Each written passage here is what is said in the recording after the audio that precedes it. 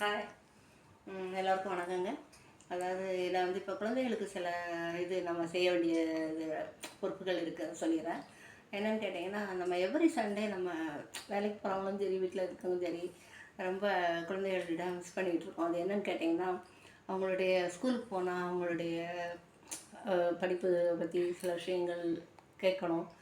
அவங்க விளையாட்டு எப்படி விளையாடுறாங்க, அவங்க என்ன பண்ணுறாங்க அப்படிங்கிறத நம்ம ஒரு 6th ரொம்ப மினிட்டாக லேடிஸோ ஜென்ஸ் பிள்ளை 2 குழந்தைகளையுமே கவனிக்கிறது நம்ம காலகட்டம்.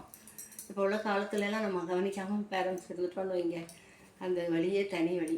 அதனால் நீங்கள் வந்து அந்த பிள்ளைங்களை நல்லா கவனிக்கணும். அடுத்தால நாங்களாம் அப்படி தான் கவனிச்சுக்கிட்டு வர்றோம்.